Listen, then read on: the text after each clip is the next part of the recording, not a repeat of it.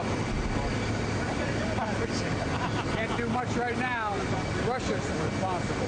Man. President Biden saying don't blame him for the record high cost of gas, which is now $4.25 a gallon. The White House even coming up with a cute little hashtag, Putin price hike, like that's actually going to make a difference. Joe Biden insisting the surge is all Putin's fault, but take a look at this. Prices, they've been skyrocketing ever since Biden took office after he promised to eliminate fossil fuels. And while every day Americans are getting crushed at the pump, the media and the Democrats, they're just dismissing concerns and pushing green. Today, the average gas price in America hit an all-time record high of over $4 per gallon. I'm willing to pay $4 a gallon. Hell, I'll pay $15 a gallon because I drive a Tesla. Perhaps if you let the market work in this respect, people will feel pain. They'll take a second look at that Ford F-450 gigantoid truck. They'll reconsider a Tesla. You'll see hybrid innovation. We should ultimately learn our lesson here and become energy independent and choose to invest in clean domestic energy. We have to move to clean energy solutions. Clean is in the end where we should be so that we don't find ourselves in this position again. Geraldo Rivera. So Joe Biden has said so many things about this. First, he said that it was COVID's fault. And then he said supply chain. And then he said there was nothing he could do about the price of gas. And then he said he was doing everything to reduce the price of gas. And now he's saying I can't do anything again about the price of gas and it's going to go up. Well, I personally don't think the president of the United States has a big role in setting the price of energy. So why is he even trying to do anything? Because politicians can't resist the temptation to say I can fix this or that it's not my fault.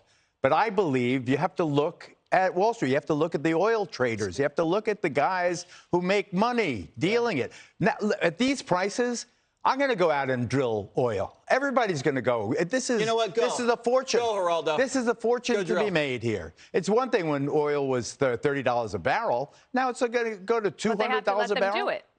They have to let them do it. I think that there's plenty of leeway, and I think a lot. I go back to the Permian Basin, which I know Midland, Odessa.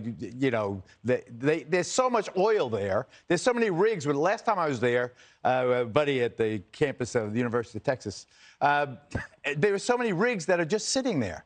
They're not using them because the market didn't demand it. Now the market is demanding it. Now, if they can make a buck, it's all about money. It's not, forget about politicians. Is it all about money or is it about supply? It's all about the fact that this administration has no strategy. All they do is react. They have no plan. They never had a plan. All they can do is blame Russia or blame Trump or blame somebody else. The truth is that, Geraldo, if these prices have been going up since Joe Biden came in, we were energy independent, all was well, the price of gas, and we've been over this a million times, the price of gas was affordable, and then he comes in and he's got this green energy policy, and even the guy who said you shouldn't be driving that big black truck, you should be reconsider a Tesla. The guy who builds Tesla says, drill, baby, drill. OK? And in the end, you know, what we've got, it's not just a Keystone, which is really the pipeline that can bring the oil down. It's about the fact that everything in this administration doesn't allow for drilling. It's slow walking permits. It's slow walking all of the policies and the right of ways and the roads to the lease and the supply and labor shortages. There was no planning.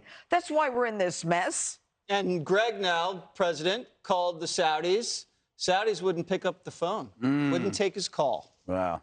There you go. It's happened to you before. Well, it happens a lot. No one takes your calls. When I try to get reservations for you at the restaurant. I actually got in. Oh, you did? I did get in, yes. There was a mistake, though. Applebee's loves you. Anyway, this does expose... Olive Garden. Yes, this exposes a flaw in most left-wing ideas, which is that they have a goal, which is a 100% green environment, but they don't have a system to get there. So it leaves us in a quandary when they remove the solution, which is drilling, because they have no real replacement. So you end up going after dictators' oil instead of our own. And once again, the hashtag replaces real action. They probably worked on that alliterative Putin hashtag for months. But you get the feeling that Psaki, and from that montage, this is an ideology of punishment, right? They see the American people as an amorphous blob with no real life or feeling. You know, too bad they don't have a cool job where you never have to pump gas like Jen Psaki. It's like I pump gas. I pump my own gas, believe it or not. Everybody that doesn't live in New Jersey pumps their own gas. Exactly. I love it that in New Jersey you don't have to pump your own gas. I enjoy pumping gas. Great. I love the smell. Yeah, I love tipping the guy. Yeah. All right. So, But I just gotta say one thing about Saudi Arabia. Yeah, please. Saudi Arabia is a miserable country.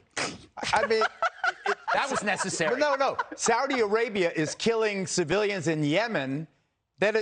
Going back to what I said earlier about my moral failings and not feeling sorry for the people in Aleppo when they were getting bombed.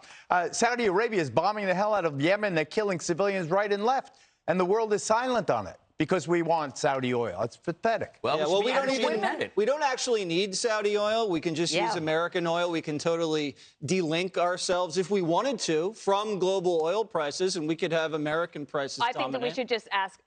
We ourselves should pump, and we should ask all of our allies to do it because the global economy is going to need fuel in order to keep going. So we should do everything we can here, but let's get everyone else to do it as well. Let's talk about nuclear, all of that.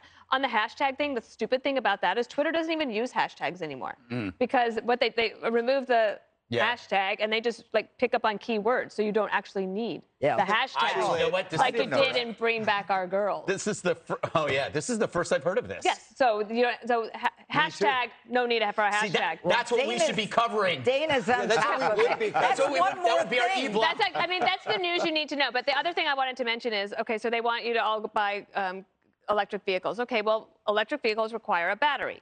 One of the things you need to make the battery is nickel. Where do we get nickel? Russia. And where are the nickel mines being held up? America. So you see the pattern that we're seeing here. Hashtag pattern. All right. It is funny to watch someone in a very nice outfit sit back and just say, hey, just go buy a Tesla. Go buy an EV. Yeah. Like it's that easy. Now, what about the lithium batteries? It's true. From China. Exactly. All right, I'll be at Applebee's in about an hour. Hey, Sean Hannity here. Hey, click here to subscribe to Fox News YouTube page and catch our hottest interviews and most compelling analysis. You will not get it anywhere else.